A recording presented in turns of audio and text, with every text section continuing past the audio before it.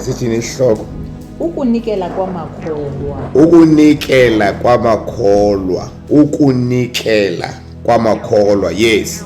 Ndithanda ukunazisa mawethu ngendlela esisebenze ngayo isisa sikaThixo kumabandla aseMakedoni. eMakedoni isisa sikaThixo indlela esisebenze ngayo. Yes. Balingeke ngokugqithisileyo. Iinkathazo zibavela ngapha nangapha. Balingiwe aba bazalwane bavelelwa zinkathazo ngapha nangapha. Yes. Kodwa naxa kunjalo babe nochulumanco olukwangako baza banikela ngezandla ezingenamkhindo. Kodwa lonto yokulingwa kwabo nokutshutshiswa kwabo ayizange bavalele banganikeli ngoba banemfihlakalo bachilekelwe imeko yomnikelo. Yes. Nangona bona ngokwabo beswele. Bakhona izidingo babe nazo, babe ngekho rich, babe ngenamali eninzi, babe ngenanto yonke babeyidinga, zininzi izinto babeziswele, kodwa basibona isizathu sokuba masinikele ngoba umnikelo kunomsebenzi owenzayo. Yes. Ndiyaniqinisekisa ukuba banikele kangangoko babenako. Banikele kangangoko babenako. And then yes. Enyanisweni banikele nangaphezu kokuba benako. Banikela nangaphezu kokuba babenako ngoba laba bazalwane yayingabazalwane bechilekelwe, befundisekile, beqonda kakuhle lento bayenzayo. Yes. Ngokuqhutywa zinhliziyo zabo. Nanso ke point endifuna sime kuyo ke bazalwane. Ngokuqhutywa zinhliziyo zabo. Babengaqhutywa ngumuntu but babeqhutywa zinhliziyo zabo. Lento yayisuka enhliziyweni hayi ngumuntu. Malibonke igama lenkosi. Iyingozi into ozawuyenza ngoba usoyika umuntu, kodwa kufuneke uyenze ngoba uphendukile, uqhutywa inhliziyo. Lithi izwi lenkosi umuntu unikela ngento agqibe ngayo enhliziyweni yakhe, akanikeli umuntu ongakholwayo. Uthini ngokumonakala? Umuntu ongakholwa nongasindiswanga akanikeli. Bekhona nje abantu abaninzi bekhupha imali eninzi kodwa bengakholwa sayiva namhlanje iqhubeka mem. Bandincekelele bendicenga. Yes. Ufuna ukuba nenxaxheba kwilungelo lokupha abantu bakaThixo umuntu oguqukileyo akaphushwa, umuntu okuguqukileyo akafungelwa, asongelwe, abizwe ngemagama wonke kuthiwa yawufuya into ethile awukhuphi imali. No, umuntu oguqukileyo uyikhuphe xwayitile, akayikhuphe eqalekiswa. Yeah. Banikele nangaphezu kokuba bendilindele mna. Yes. Baqale ngokunikela iziqu zabo. Umuntu phambi koba nikele uqala anikele ngesiqu sakhe.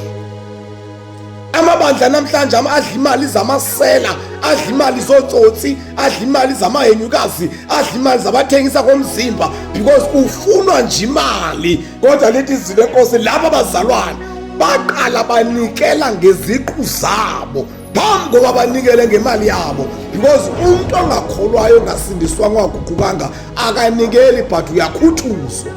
Yeah. Baza ngokuvuma kukaThixo bazinikela bona ngokwabo. Bazinikela bona ngokwabo phambi koba banikele. Verse 7.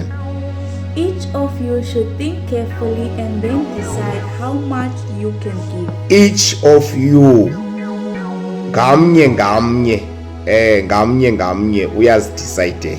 Yeah.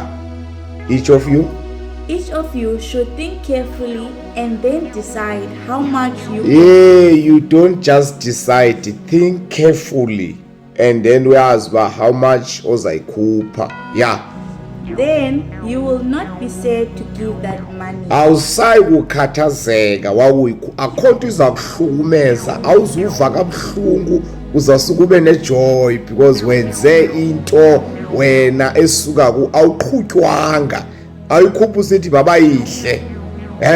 Now ke ngoku that's why ndisithi ke ngoku indaba yomnikelo yinto yomuntu oguqukileyo, umuntu ongakholwayo nongasindiswanga akhonto akayidecide ngayo, udlavuthulule kwanto akasiboni isidingo sokunikela, akasiboni isidingo sokusamali nasenkonzweni because lowo akakaphenduki. 2 oyisayo kufuneke ayise ngoba echwayitile evakamandi, angayisi ngoba efuna ukujabulisa abantu abathile. Yafunda Nobody has made you give it. hayi akangabikho umuntu omnyanzelayo ukuyikhuphe ecaweni nasiyangokhuthuzwa. Now yonke into yenzayo yenze ngoba uvakamandi, not ngokunyanzelwa ngabantu. Yes, God loves someone who is happy to give. uThixo to others. uthanda umphi opha echwayitileyo. Malibonga igama lenkosi.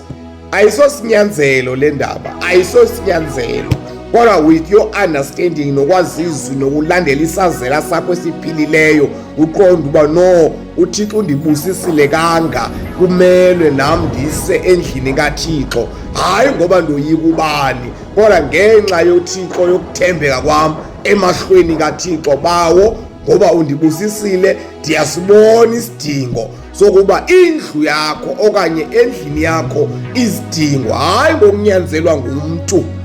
Hlale kabuhlungu nqoma, Thixo ndawuba yini? Fundi, God loves someone who is happy to give help to others. fundi uverse number 6. Yes. Verse number 6. Yeah. Remember this. Remember this. Yeah. If a farmer plants only a few seeds, Ifama nxa iplanta imbewu encinci, nanso ke le verse esinikhuthuza ngayo. Yeah, sinikhuthuza ilizwi likaThixo.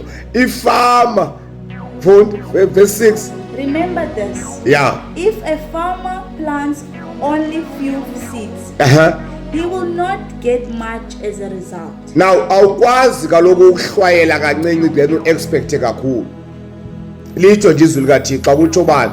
Xa uhlwayela, now umzekelo nje masithi umzekelo ubusisiwe ngumntana kaThixo, uyapeya mhlawumbe emsebenzini 20,000 and then iqonda uba kaloku umuntu unikela ngento akagqibe ngayo enhliziyweni yakhe ndizawusale 5 rand.